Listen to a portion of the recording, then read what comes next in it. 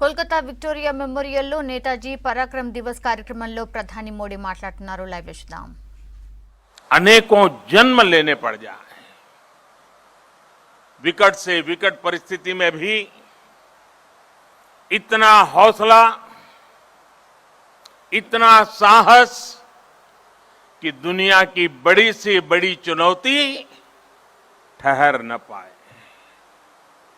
मैं आज नेताजी सुभाष चंद्र बोस के चरणों में अपना शीश झुकाता हूं, उन्हें नमन करता हूं और नमन करता हूं उस मां को, प्रभा देवी जी को, जिन्होंने नेताजी को जन्म दिया। आज उस पवित्र दिन को 125 वर्ष हो रहे हैं। 125 वर्ष पहले आज के ही दिन मां भारती की गोद में उस वीर सपूत ने जन्म लिया था, जिसने आजाद भारत के सपने को नई दिशा दी थी। आज के ही दिन गुलामी के अंधेरे में वो चेतना फूटी थी, जिसने दुनिया की सबसे बड़ी सत्ता के सामने खड़े होकर कहा था, मैं तुमसे आजादी मांगूंगा नहीं, आजादी छीन लूंगा।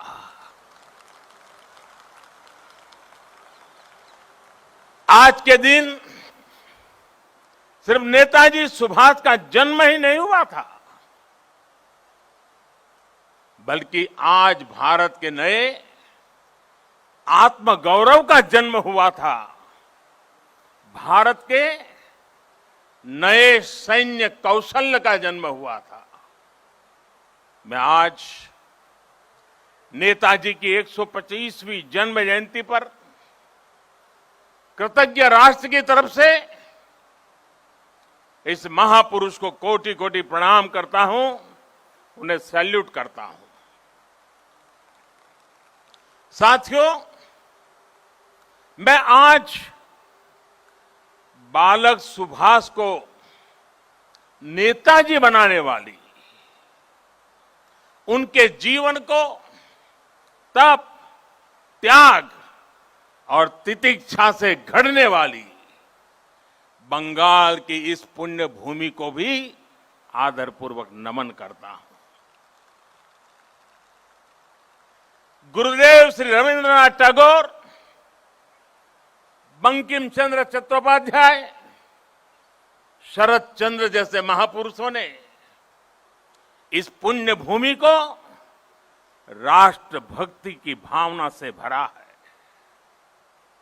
स्वामी रामकृष्ण परमहंस, चैतन्य महाप्रभु, श्री अरबिंदो, मां शारदा, मां आनंदमयी, स्वामी विवेकानंद, श्री श्री ठाकुर अनुकूल चंद्र जैसे संतों ने इस पुण्य भूमि को वैराग्य, सेवा और आध्यात्म से अलौकिक बनाया है।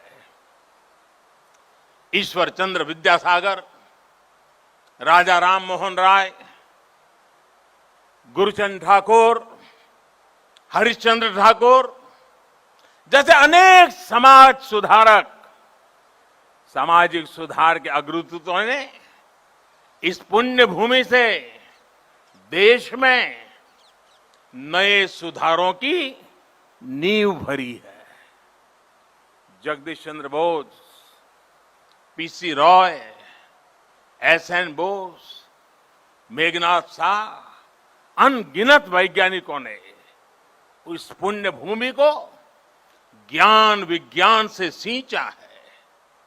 ये वही पुण्य भूमि है जिसने देश को उसका राष्ट्रगान भी दिया है और राष्ट्र गीत भी दिया है। इसी भूमि ने हमें देशबंधु चित्तरंजन दास, डॉक्टर श्यामा प्रसाद मुखर्जी, और हम सभी के प्रिय भारत रत्न प्रणब मुखर्जी से साक्षात्कार कराया है।